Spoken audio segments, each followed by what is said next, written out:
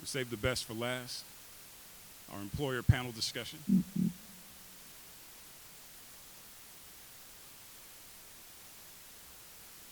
Just kidding, Hannah.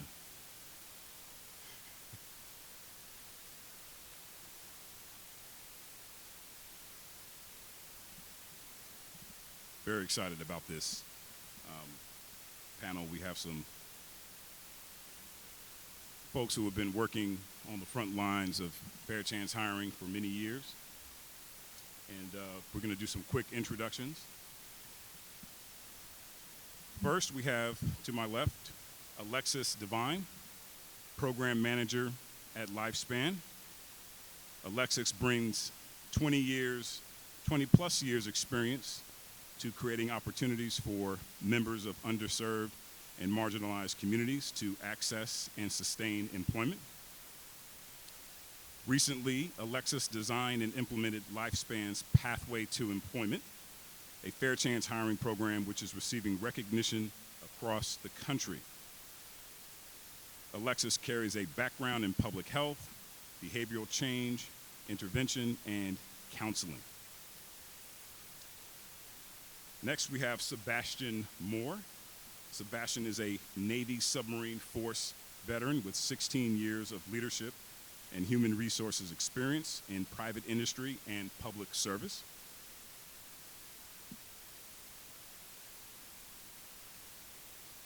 Additionally, Sebastian earned his graduate certificate in executive coaching from William James College in 2019.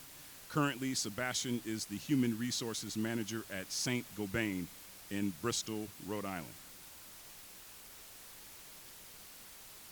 Next, we have Tiffany Sanders. Tiffany is Assistant Director of Career Placement on the Career Services team at the Community College of Rhode Island. Tiffany is a Johnson & Wales alum, where she holds a master's degree in counseling, human resource development. With a combined background of retail and human resources over 16 years, Tiffany has been able to transition her expertise into education. And last but not least, Aaron Clemens, Program or Workforce Manager at Polaris MEP. Aaron is critical to facilitating the placement of our justice-involved students into manufacturing careers here in Rhode Island. Recognized by the Rhode Island Hospitality and Tourism Association in 2017 as the Emerging Leader of the Year, Aaron brings operational skills proven in both in-house and public-facing initiatives. The United Way named him a champion of adult learning in 2019 in honor of the adult learning programming he created for the Dean Hotel while serving as its general manager.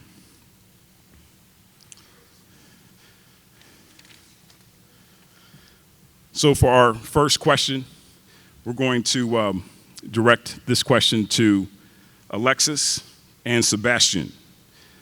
Can you share a success story where fair chance hiring positively impacted your organization and the hired individuals? And we'll start with you, Alexis. That's why I don't like this seat. Can you hear me? Okay. Can you hear? I've never been known for being quiet or soft-spoken. In any event, thanks a lot for having me and my colleagues here and to be with all of you. We have a number of individuals that we have brought on in a program we run for justice-involved 16 weeks of employment at Lifespan, the healthcare system. Without going into many details about that, a couple of individuals that we had that made change, that we saw affect the perceived risk versus actual risk, show that they are just as qualified for their roles as anyone else. We had one gentleman who he had spent almost 2 decades incarcerated, and 1 full year he had spent in solitary confinement and was let out for 3 hours in that year. So 3 days he was out for 1 hour. And in fact, the circumstance was, there was an issue later on. It was illegal, and that was followed up with. And it was a circumstance that was specifically with one corrections officer. Later on in the hospital, he saw that officer. And so this individual is a transporter and saw that officer, and one would think he would react, aggressively. At least one would, I think it would be a gut instinct. And he just smiled and said, and didn't say a word, but just smiled and nodded his head. We have, and then he later received a letter, a handwritten letter from a patient's family member that talked about the exemplary experience that they had with him. And then just secondly, and sorry, Sebastian, I said one, but I'll get another woman in the same program, she found out that she had advanced cancer. She had advanced breast cancer. And she needed to have surgery right away while she was in our program for the 16 weeks. And she's doing fine now. She's received employment after the program ended. But one thing that I think was the reason that stands out is if it hadn't been for the program and the understanding of circumstances, I mean, she was a new employee 2-3 weeks into it. What we found with her is that we were able to accommodate her appointments. And so under other circumstances, without a program, with a background like hers, that might not have happened. And she's doing very, very well and cancer-free. Oh, can y'all hear me? All right, excellent. Thank you, Damani, for the excellent introduction, and thank you, Alexis. So I've been working with Fair Chance Hiring for about the past 6 years, I would say. And I've had a lot of experiences. Well, I'm going to speak more recently about the experience I've had with St. Gobain. We were working with Aaron on some other hiring initiatives for the facility with Polaris, JARC, CCRI, and we were presented with an opportunity to attend the recent DOC graduation, the program that they're running for the CNC Fast Track program at the DOC on the women's side. So immediately I said, we have openings, we have vacancies in this skill set. And the added bonus is that we're always looking for qualified female talent in manufacturing as well.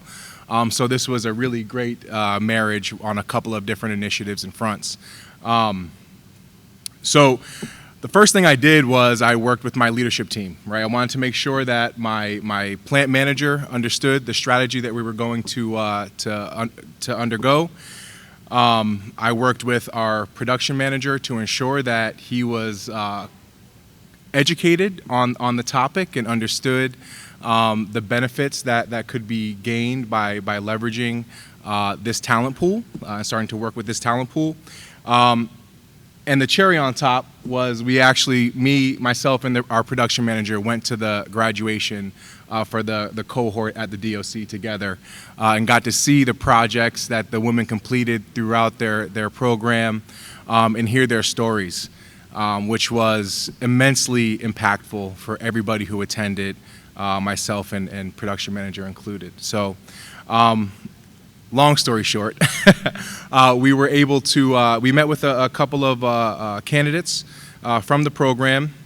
One stood out, and she came on board to work with us. She's been there for over a year now, and she has been doing fantastic. Takes a lot of opportunities to work overtime, advance herself and her family, and has aspirations to bring her family here from the Dominican Republic. So we learned that it's possible. We learned that it's not as scary as once perceived. We learned that the stigmas associated with hiring justice-involved individuals aren't necessarily true, right? As most stigmas are, and I'd be remiss not to mention that I'm fortunate enough to work for an organization that champions this work as well and supports these initiatives. So we have a very robust and well-structured second chance hiring program, and I myself am working with our corporate arm to further our work in this space. So it is possible. Thank you, Sebastian. I'm going to direct this next question to Tiffany and Aaron. What are some common challenges or barriers organizations face when implementing fair chance hiring, and how can they overcome them? All right, I guess it's me. Hello, everybody. So just to give a little about my understanding and my relation to this is that I have both a professional as well as a personal experience when it comes to this aspect of life for some people. Particularly, I have been privileged to be able to go to the women's prison and work with them within the CNC Fast Track Manufacturing Program, and actually do presentations with some of my other colleagues where we talk to them about resumes, cover letters, and interviews. I also have a relative in my life that has been in and out of prison over the past 25 to 30 years. He was just recently got out of prison, and I actually called him to ask him a couple of things when I knew I was going to be doing this panel. So when we talk about challenges that come up, I can tell you that one thing when I've visited the prison, I've worked with the women, it is that question of all questions, and that is when people ask you about your background. And there is a level of confidence that has to come with that. Whether you have been fired from a job or you have a situation where you do have a background that might affect your opportunity, a lot of times there is shame that associated with it. There is the scariness of someone accepting you and being okay with you coming onto their job no matter what your background is. And we have to not only teach by what's on a resume or what's on a cover letter, but we also find ourselves having to teach confidence and being able to say to someone, this is my background, but please know that what are these things that I have evolved in? I have gotten education, I've gone through training, and this is what I'm doing to be better, but also taking the ownership of what happened. And we know that that is very key to employers. They want to hear that. Employers don't want to hear excuses or anything of the such. They want to know that you're taking accountability and also what have you done to improve yourself as well. So in me saying that about the confidence, yes, that's huge, but some of the things that people can also face is the transportation and employers knowing that, hey, this person might need to catch the bus. Is the bus always on time? Is the train always on time? No. And so being accommodating to someone's schedule when it comes to those things. It also could be that the person doesn't have housing yet. It also could be that the person's in a halfway house and they don't have their own phone to be able to have someone to call them and even leave them a message about a job opportunity. And bringing it back to my personal life, as I gave you the example of my cousin, when I was speaking, my relative, my cousin, when I was speaking to him, he said, it is if someone is in prison for a certain amount of years, and now they have to acclimate to being outside in real time, where we're talking, it could be decades, it could be years, and we're talking about technology changes. We're talking about the pandemic we just went through. We're talking about so many things that can cause such anxiety, let alone when we did the simulation, all the other things that they face. So being able to give people grace in that they have to adjust to, and having conversations and just the wonderful workshop that I was just a part of, and just checking in with people and seeing where they are. And understanding that they may have gone through something and they're already going through it as well as while they're there and while they're sitting in front of you, but they're really dealing with it in real time. You can have conversations, behind those locked doors, but once you get out, it truly is a whole new world. So I'll stop there. I feel like I've talked enough. Yes, Aaron. That was well put, well put. Can everyone hear me okay? Yep, I can hear myself. Great.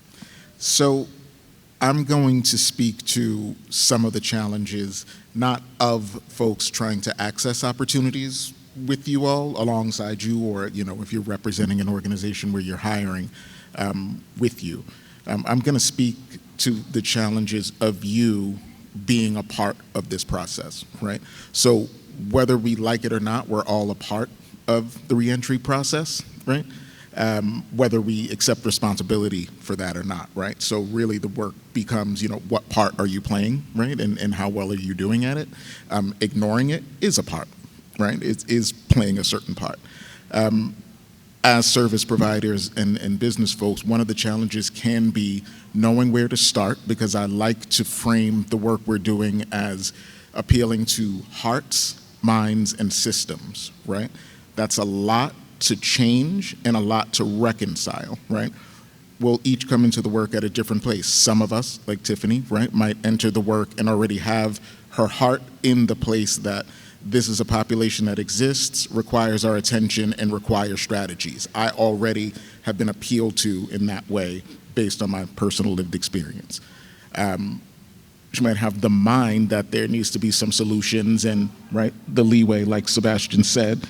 He also had the heart and the mind, right? And he was able to put systems in place because he had the support of his organization. Any one of you could be missing or working with someone who's missing one of those pieces, right? They might have the heart, but not at all want to do the work to change the system, right? Because they recognize there's a whole bunch built up ahead of them, and it's a whole HR project, right, to turn that around, right? So knowing where to start as an intermediary, as a service provider, as someone trying to connect someone with a job, understanding that the people you're working with are also starting where they're starting is really important and can be a challenge, because we all want to see this changed and changed for the better. And it can be very, very difficult to downshift from something that's so important, right, that directly affects someone's life, and to look at it in terms of, okay, hearts, minds, systems. What do I need to communicate with you, connect with you, and work with you to adjust in order to make this make sense, in order to arrive at the success story that I anecdotally know is the case, and that I might even have data to suggest is the case. But if you have the stigma, that won't appeal to you, right? The mind and the system won't get adjusted if we've not addressed the stigma, and so on. Thank you for those thoughtful responses. The next set of questions are going to focus on talent partner collaboration, and I know we have a lot of community partners, community-based organizations here in the room, so I think these next questions are especially relevant. Aaron and Alexis, I'm going to direct this first question to both of you. How can businesses effectively collaborate with talent partners to identify and support candidates with records? We'll start with you, Alexis. And I think maybe it'll be helpful to back up. This is like, okay. I think maybe it'd be helpful to back up about our program. Just quickly, at Lifespan, we received funding from the Pepito Opportunity Connection several years ago. And one of the projects that we developed, we had many in place, but one of the projects that we developed was a space that we had not gone into, which was seeking, looking at untapped talent in a space where people often avoid, and that's those who are involved in the justice system. This program, like I said, is 16 weeks of paid employment. Paid, they are my colleagues when they enter the program. $17 an hour, which is our minimum wage at Lifespan. They all go into the transport department, and they work with mentors in the transport department, and that's the department that works with patients, direct patient care. Some states will not even allow individuals with criminal backgrounds to work patient-facing. We're the only ones doing this in the country in the way we're doing it, because it's program cohort-based. Case management, as well as intensive work readiness training. And that includes social and emotional learning along with professionalism. 24 hours a day, case management. I personally am on call 24 hours a day. And we've seen, the thing we had to do is we had to do our research, and this will connect me to what we're talking about, when Aaron and I talk about working, connecting with employers and community-based partners. We had to do our research because it's easy to say no because other hospitals are saying no. Healthcare is an industry that's saying no. Healthcare and finance. And we did our research. We found out from risk we have insurance to do this. We found out from legal, we're able to do these hiring practices. It's really that middle point that is just not informed that can prevent us from moving forward and advancing to fill our hard to fill jobs. We're talking about, we have a shortage in healthcare, but we're not looking, and you heard Hannah say 1 in 3 in the state of Rhode Island. So to be true to what we need to do is to go after talent that is being overlooked by all, and so many other than those who are in the field. And working with community-based partners is one component to that. While we internally have that space, like the services that you're hearing happening at Polaris and Aaron's talking about, we partner with community-based organizations that are great referral sources, but internally we have that kind of hub of case management and so on that I just mentioned. When partnering with employers, I think part of the relationship that's critical is, and Aaron, definitely tell me where I'm wrong, I'm right, or if we agree, is really understanding the employer's bottom line. What is the employer's bottom line? Our bottom line is to serve patients. Our bottom line is to make sure we turn over those beds. Our bottom line is we are actually, we're in a deficit right now because we're not getting the same return on payment for services delivered. We also, though, have a service to our community. We have a service to those who are disadvantaged. By investing in individuals who are justice involved, we're providing, once hired at the end of the program, a 401k with 6% match, pet insurance, legal insurance, health insurance and vision, and so on. We're keeping people out of the revolving door of our emergency department, which is relied upon for primary care from the individuals that we're serving. Knowing your employer that you're trying to place someone, know what their mission statement is, delivering health with care, what their values are, compassion, accountability, respect, and excellence. In order for us to say that that's what we're practicing, we have to practice it. And I say that proudly, being in an organization that does so. Making the case, though, that to the employer that this is in their best interest to do this is what is critical. And I'll just mention, and knowing what they need. Know what they need. I need people who are ready. So it's really, it breaks my heart when we have people refer to us who I can assess for they're just not ready. Maybe they're not ready in their placement of recovery. Maybe they're not ready because they have no housing, and the organization, the CBO, community-based organization, is working on that and doing a great job of that. But they've got to be ready to work, ready to accept feedback is another one. And I think that that's just one of the most important parts, is knowing the organization, their bottom line, and then what they need to ensure that the person you're referring is going to be successful. Because otherwise we send folks there that need it the most and they're not able to stay, and once again someone's telling them no. And none of us want to be a part of that. And having an ally, have an ally in the organization. So, for example, my colleagues here, I know how this colleague thinks. I'm going to call her name is Ariane, so I just want to, instead of just saying my colleague, I'm going to give her a call. I know she has a role in being an advocate in our human resources department, and she's going to be heard. And so knowing who you can trust and who is an ally in the organization, and being willing to partner with an understanding of, mutual understanding of need and what success looks like. Again, very well put. I want to drill down on something you were saying about organizations being ready. You're all familiar with the term CBO, a community-based organization? Right? I'm seeing a lot of head nodding. So community-based organization, any nonprofit you could think of that dedicates itself to serving a specific community in any way, right?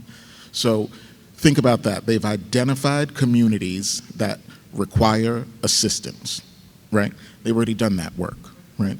As a business, when you've identified, as Sebastian did, for example, there's a lack of representation from women identifying folk in our organization.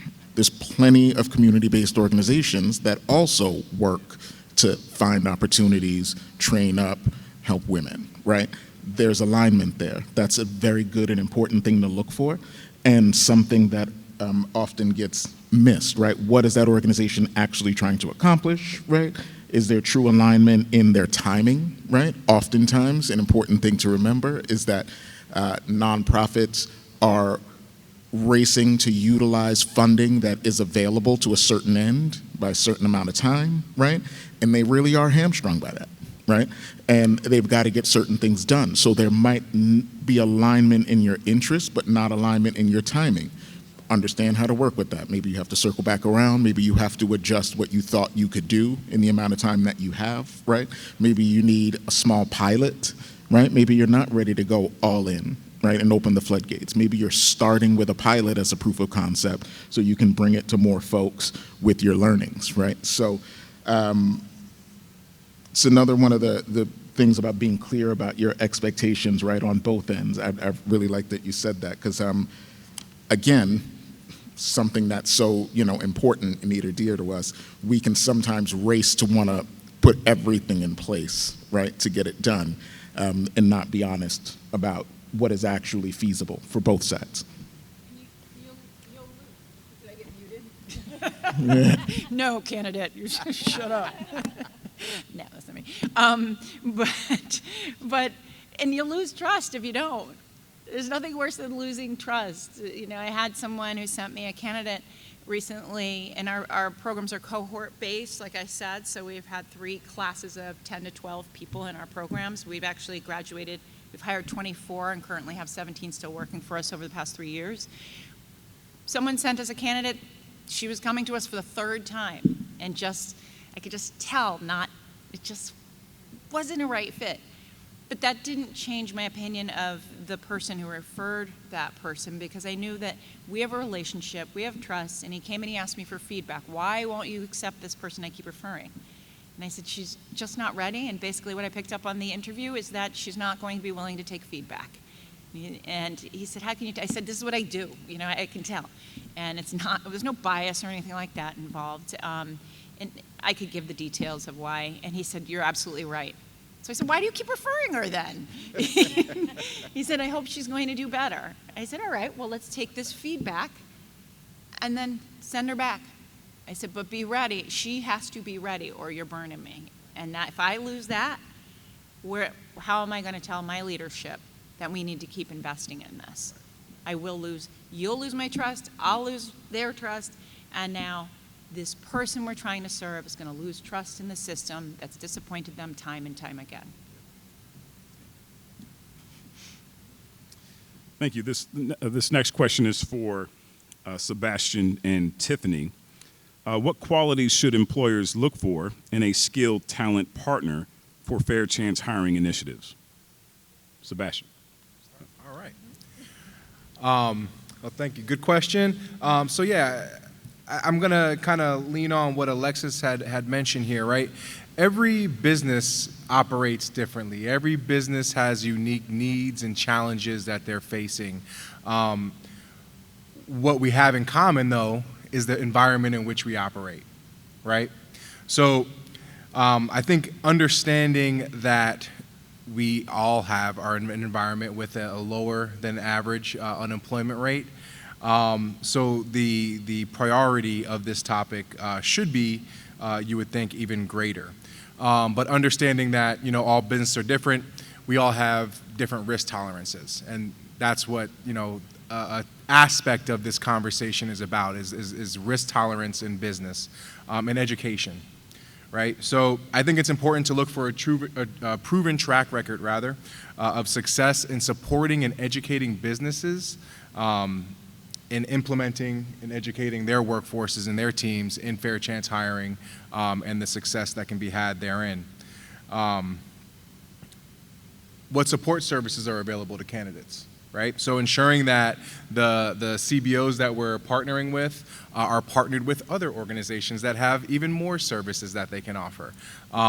Because as we all experienced this morning, there's a lot to deal with. There's a lot going on, and these agencies don't always talk to each other. So Ensuring that you're working with a CBO that is plugged in to the communities and the other CBOs in the environment, I think is critical. Not only for the partnership, but for the folks, the candidates that we're bringing in, making sure that they're well supported. We have at St. Gobain, we have a robust EAP program, but I know that isn't necessarily the case for all businesses in Rhode Island, especially maybe the smaller businesses. So in the absence of that, ensuring that the organizations you're working with have similar services available to provide counseling, rehabilitative services, what have you. Some CBOs that work with Fair Chance Hiring will actually share the curriculum that their candidates underwent, and that's helpful, right? That's helpful to understand that the things that they've learned while undergoing training are aligned to what you're doing as a business, what you need as a business. So I think that's critical, and I think that relationship building and maintenance, right? It takes probably more effort to maintain a relationship than it does to build one, right? And it's a two-way street.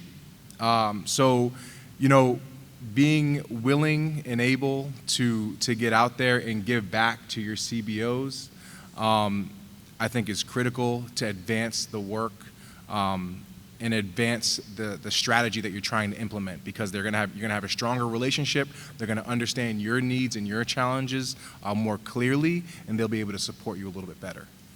And that's what I got. Thank you. Okay. Oh, hello. Okay, there we go. The question starts with what qualities, but I'm going to actually speak a little bit more to how do you find those qualities? And it actually speaks greatly to what you just talked about, Sebastian, regarding building relationships. Having relationships with, for example, and being able to go to the women's prison, that comes from a relationship between CCRI and Polaris. And so with that relationship comes career services. And so we are able to meet with the students, talk to them, prepare them for going out there and interviewing for their job opportunities. And that's just one component of it. And also being able to provide our services even after, and that goes to our students, our alumni of this college, but also being able to be there for these students as well. In addition, through partnership, employers can also do things like host an interview day, where we can actually provide an environment that is comfortable for both the employer as well as for the students within that program to be able to meet each other and make those connections. In addition to visiting classes, employers, if you visit classes, that way you can share with students about what you have to offer, what you can bring, as well as what you're looking for. Because there's so many components to preparation, but how prepared even more so can a student be if they know from the employer's mouth themselves, this is what we're looking for, this is what we need, so that the student can prepare themselves to show up as that. Or if they have something they need to work on to get to show up as that, they know it now. There's also where employers can participate in job fairs and various other employment networking type of opportunities, in addition to being on advisory boards. That is such a key place where an employer can give their insight and their feedback, and that can be an opportunity for instructors or professors to add certain information into their curriculum because they're hearing it, again, directly from an employer themselves. So those are all really great ways that that is where we can find the relationships as well as find the connections as to what qualities are needed and being able to implement them. That's it. Thank you, Tiffany. Last two questions before we take questions from the audience, okay?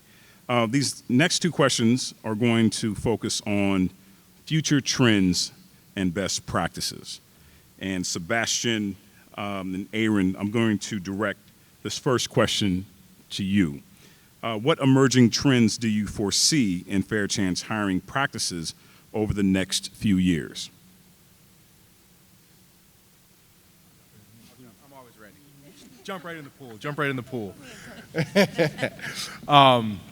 So trends that I foresee. First of all, I want to just backtrack real quick.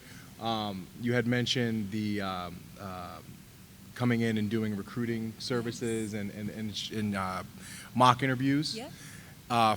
Since we're in an audience of HR professionals and hiring managers, I know that the programs that CCRI, Polaris, and JARC run are looking for folks to do mock interviews with their participants.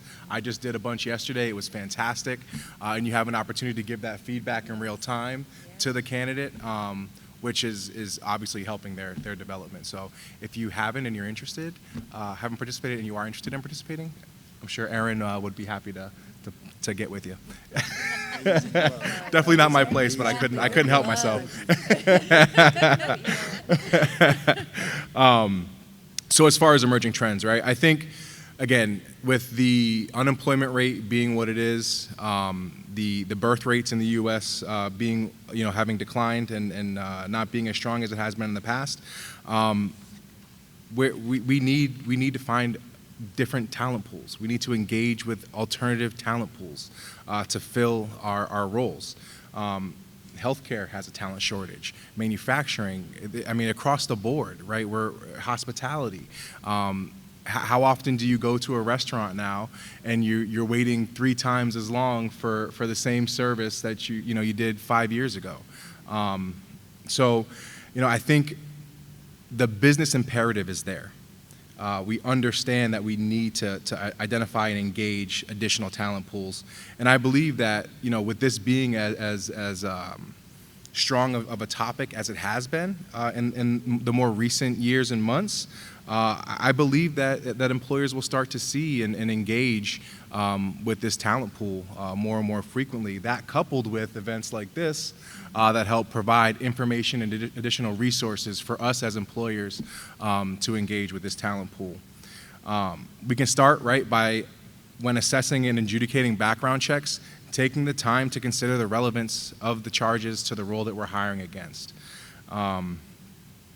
Think about the risk in an unbiased manner and take time to consider the mitigating factors that may exist with each candidate. And looking at each candidate individually, I think, is critical to this work as well, albeit, it takes more time, right? But it's certainly the right thing to do, from a legal, right, EEOC standpoint and from a humanitarian standpoint. And the business case underpins the social impact that these programs can have. And I'm hopeful, like I said, that more businesses will begin to engage with these talent pools and these CBOs to really help push our industry forward, increase our GDP, and become a stronger America than we were yesterday. Okay, so for emerging trends, as I see it from the many conferences I've been at lately, not just the daily work, but being out there in the world, in DC and in Phoenix at different conferences, right? I've got a bad news, good news situation for you. The unfortunate news, as you heard earlier, there's about 77 million justice impacted folks, right, with real records that will affect them in many of the ways you just experienced earlier. The concern is not just working to serve them, but that at our current trend, we're on target to make that 100 million by 2030. 2030, 100 million. Now, birth rates declining. There's only 345 million of us on the planet right now, which sounds like a crazy number until you realize that 100 million of them will be justice impacted, right? So we're on trend for 1/3 of the people in the world to be completely ignored, right, by the rest of us if we don't drastically take a different approach, right, and a different look at these systems. The good thing is a lot of people are getting this now. There's a lot more synergy happening between people, realizing that there really needs to be bigger, holistic change that really takes root. And the Department of Corrections folks themselves, meaning different levels of admin, staff, are really starting to commit many of them across the country, to actual rehabilitation and starting to pivot away from penal systems, right? Even just on the basic, CO to inmate level, a lot of them are starting to realize that their concerns for their personal safety going into work every day are abated when things are better and are rehabilitative for folks, rather than being solely based on, punishment, right? So from that level up to your warden and your director of the DOC, right, who all want to make change that they can talk about on a public stage, right, on their soapbox, right? They have all of their things that they want to be able to say they've done in the system. A lot more of those things are actually being committed to right now. So I feel like there's some promise there. There's some really good innovation happening right around us. Right up in Maine, for example, their Department of Corrections head took a lot of flack at first for allowing several of their residents, which they call residents, not inmates, to have their laptops with them in their cells so that they could maintain full-time jobs. So these folks have full-time tech jobs, right, in their cells with laptops. Right now, in our current state, and in most states, a resident can't have a laptop in their cell. That's a huge Kermit the Frog flailing arms issue. Like, what? They have access to things? Yes, they have access to things, like a full-time job, right? The things that come out of that when we talk about public safety and what happens, right, is there's an average of about $100,000 in blowback and fees and restitution and things that folks typically leave with when they leave. Those things are now paid, right? They've been working. They have demonstrated work history, right? They have income. They have documents, IDs that we all had a hard time getting out there today, right? There's so much that happens that trickles down just from creating opportunity for folks to do what they're already entirely capable of doing, right? What we've done is place barriers in front of those things, right? None of this is like magic stuff, right? Just adjusted our ideas, our minds, our hearts, our systems to allow people to do what they're capable of. And I'm seeing more of those trends, more people realizing that, more people realizing this can work like it's supposed to, and there can be actual rehabilitation that actually serves the public good, not punishment, which it turns out isn't really working to serve the public good either, let alone the individual. Thank you. Last question. We only have 15 minutes left, so maybe we can just keep responses brief. Alexis? No, just kidding. What are some best practices for evaluating the success and impact of fair chance hiring programs? I think it's you can quantify it all you want. Like I said, we have 24 people graduate from our program in 2 years. We have 17 that are still with us, and in terms of best practices of evaluating, when we think of the your traditional evaluating, that can be done. It's evaluating the impact that it's having on the organization. Often, I say this is a marathon, not a sprint, and we have to play checkers, not chess. This is about strategy. This is about, for us, we started with a small cohort.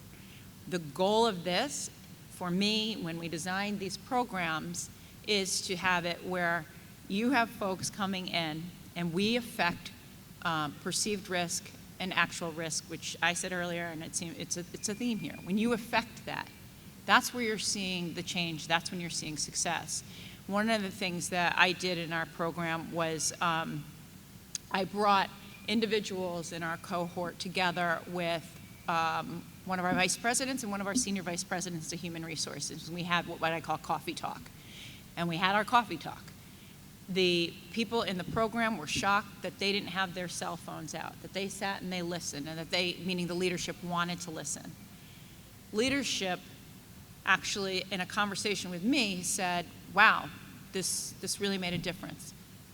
I never realized my bias. I never realized that I have so much in common. And one of the statements was, he's a man just like I'm a man. I just had opportunities. Or maybe I just didn't get caught.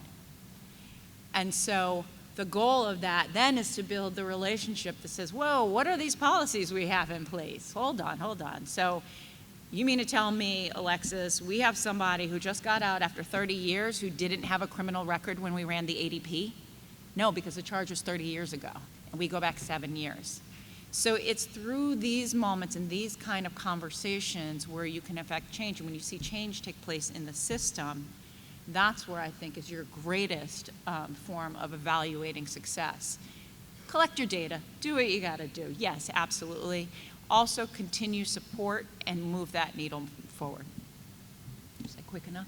You're welcome. So I'm just going to add in some things here. It'll be between the employer as well as for the candidates. So for example, it's one of the examples of what can be done is doing a feedback survey. Obviously, in partnerships, you should always remain in consistent communication, but doing a feedback survey, sometimes people will tell you things that they won't necessarily tell you in front of your face. It's just true. And so, especially if it's an anonymous feedback survey, but that is a way to gather data, because that's what it's all going to be about. In order for you to improve, you need to gather data. You need to gather information to see where those are areas of opportunity as well as areas where things are going really well. In addition to that, being able to, when it comes to the candidate, when they are in the job, making sure that you're staying on top of doing their performance review. Let them know where they are. Give them feedback, and also give them opportunity to grow and develop in it as well. I'd also identify being able to, and I think I mentioned this already, staying connected. That's what's going to be really important. Don't be afraid to get the feedback that may not be as positive, because there might be a breakdown. Again, we got to see in the simulation how things could get broken down so easily. So if we're not staying on top of our relationships and our partnerships, those things can get broken down really easily too as well. And we want to keep the relationships. We want to keep those partnerships. And they affect the candidate, the employer, as well as an institution such as CCRI if we don't stay in communication with each other to know how we can grow and get better. In addition to, and speaking of the simulation, one of the things, and I think actually someone brought this up when we were doing the Q&A, is mentorship. Individuals that are re-entering into the world should have a mentor. If they don't have someone to talk to that can relate to their circumstance, they've been through this, that can also be something that is a barrier to them in being successful. They need somebody to be like, you can do this. They need someone to encourage them, someone to call them, someone to spend time with them, see where they are, and do that check-in. And if they have that, that can also help their odds a lot more than not having someone by their side that really gets it versus someone who's telling them, you got to go to this station, you got to go over here, you got to get on the bus, you got to do this. How about, how are you? What's going on with you? How are you mentally? How are things going with having to do the child support? Even if the person doesn't have the finances that they need to have, again, having that person to talk to and be listened to can be very helpful. So those are just some of my little tidbits I would say could be helpful in that process. Thank you. We do have 10 minutes available for questions from the audience. Yes. Oh, you know, can we get him a microphone?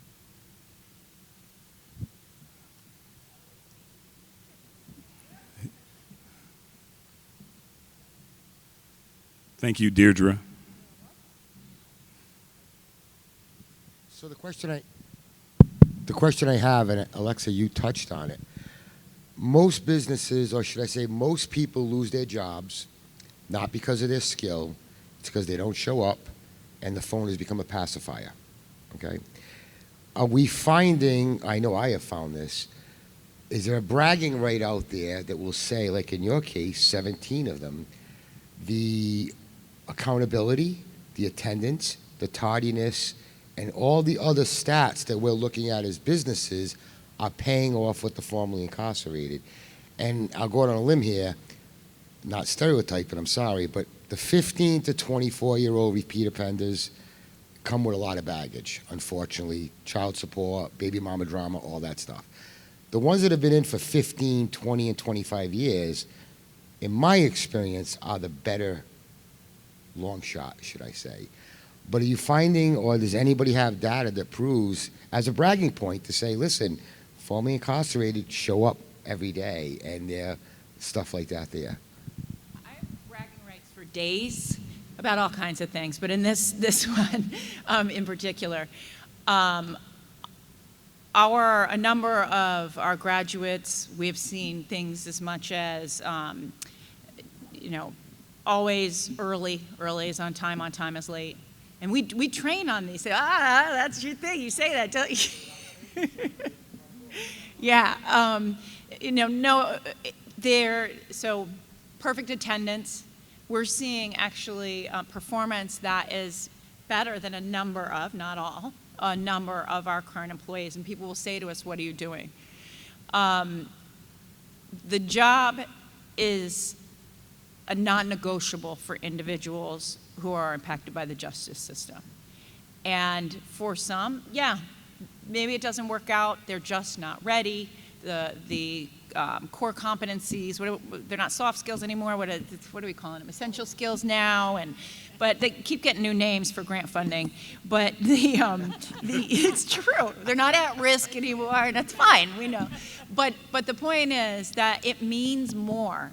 It means more to them, because for folks that are in our program, if they lose their job with us, they can't get it again at lifespan, because we're going to run their background. You have to have something on your background in order to come work for us. It means more. When you have an ankle bracelet on and you're on house arrest and you owe that $75 a week, you have court fees. You can't lose your job. Now, yes, some are, but others, in terms of bragging rights, we know how much it means to them. And one of my thought process behind it is, I have found those who have been out for the shortest amount of time, even some who have had the longest amount of time in, are higher performers. They're coming with discipline that they have been reinforced with negativity. Like, you're staying in line because that's what you're told to do. For us, we're reinforcing disciplined behavior, like being early is on time, like doing more patient transport than others, with money, with thank you, with good job, with now you have benefits for your child, you are in a position for child reunification, family reunification. A mentor is critical. Someone in place, instead of going out with friends who are engaged in bad stuff, love their friends who are not engaged in bad stuff, so they can bring them in. And so employment saves lives, period. And when you have something to do in the morning or somewhere to go and you're seeing the benefits of it, I'm finding that those lead to the bragging rights, because they're higher performing, and we are getting concrete things like letters from patients, like Employee of the Month awards, like this person is always the nicest person. I love this program and the folks we work with so much that I could just keep going on with these bragging rights. I'll stop there, and I have my list for later if you'd like. But I think we have time for 2 more questions. Jason?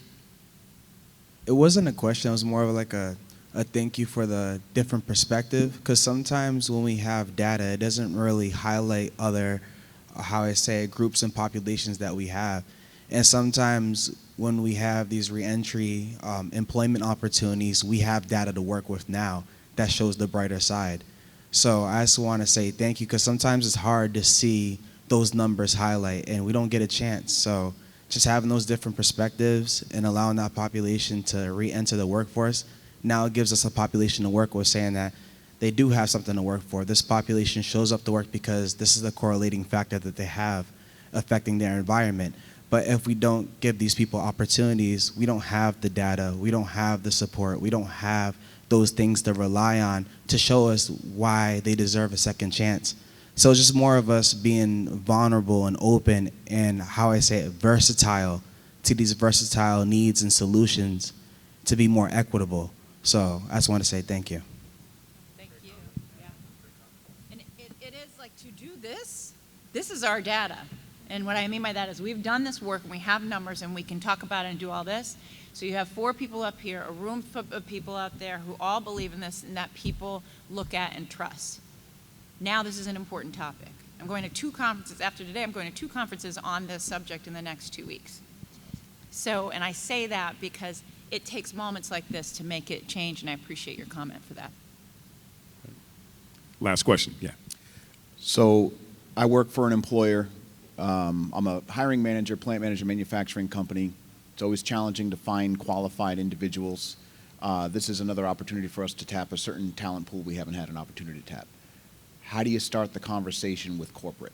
So I'm just one location. You guys have had success, right? You've been able to, I don't know if you guys were the ones who brought the program in, but you're definitely the spokesperson for the program now. How do you start the conversation? How do you make sure that the first step is a good step so that it's not the last step? I can jump in on that one. I think you want to understand first your corporate philosophy on fair chance hiring. Kind of get your starting point. So, you know, if there is an appetite or if there's already existing programs, obviously it's a bit easier of a road, right? But if there aren't existing programs, you know, Rihanna, Damani, Aaron, right, working with these CBOs to help create the use case, the business case for your company, and they can help define that, and they can help. They understand. They've looked at many businesses, so they can help you craft a good process, a good program that is aligned with your business, considers your risk, your business's risk aversion, and puts you on a good path to go forward. And then it's really about, you know, getting a coalition together of your peers, right, from a management perspective, your plant manager, production managers, right, HR managers, getting them all on board to understand the direction and really support the program. Because at the end of the day, it's a marriage of all, what, four different kind of entities that are required to make this successful. So it's, if you have a good program structure up front and a good set of facts to present, I think that will be a best case scenario to try to hopefully present this data. Give them no reason to say no. Yeah. So when we went to legal first, we went to risk first. There's federal bonds. There's ways to let them know that they're protected and have a community-based organization or a partner that you trust. Make sure that you can just start with one, and that system, when you talk about that manager, that plant manager or, you know, department manager, have somebody who's there, who's able to support, who's able to guide. And again, this is the time that you want to build the trust. So whoever you are hiring has to have support services in place, because it just takes one instance to just perpetuate someone's bias and then they're not doing it. Yeah. Yeah, that first one's critical. Sebastian said know your corporate philosophy on fair chance, and I would zoom out one step further, just know your corporate philosophy on hiring, period. And I like to use this rule of thumb. So like you likely know what gets initiatives past, you know, the finish line with corporate, right? I typically find that they want the data, right? Just a clear why, the data, the support, the research, and they usually want to hear that some other peer or 2 or 3 or 4 has done it. It works. There's no reason to believe this won't work, right? And that rule of thumb I give is, okay, if you walked into corporate right now and said, we got to hire more veterans. I've been doing this research. I figured it out. More veterans are going to do this. If you presented the exact same argument to corporate for a population that didn't have the stigma, right, what would they ask you for? Well, sure, but why, right? The data, right? The story.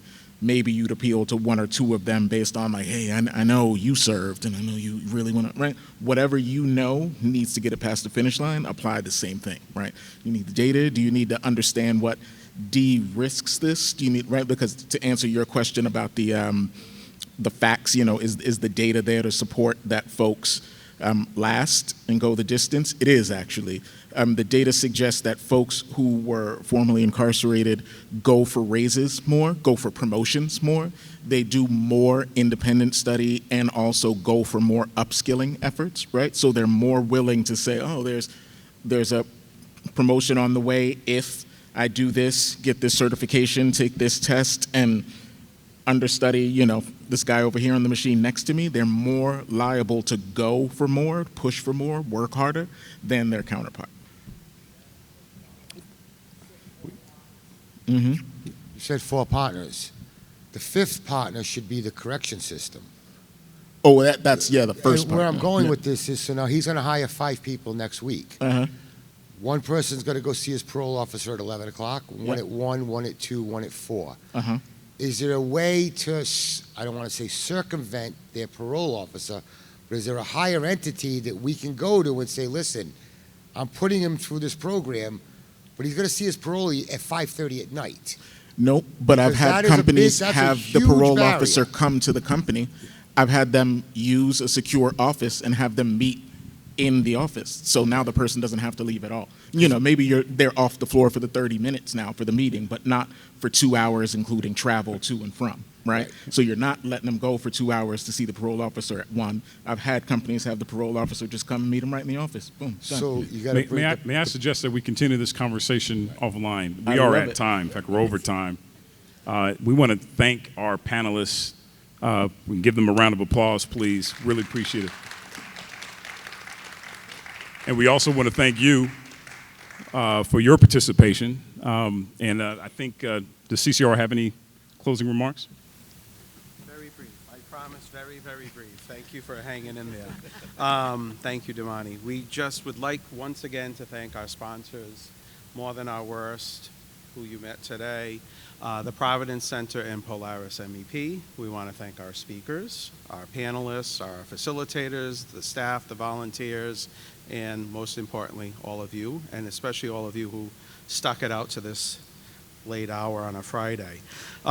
We hope the conversations, ideas, and tools shared today have sparked new perspectives and inspired you to join us at CCRI and our partners in advancing fair chance hiring practices. With that, we want your feedback. We would love to get your feedback on today's events, and please also, we encourage you to share your thoughts on how we can help support your efforts going forward.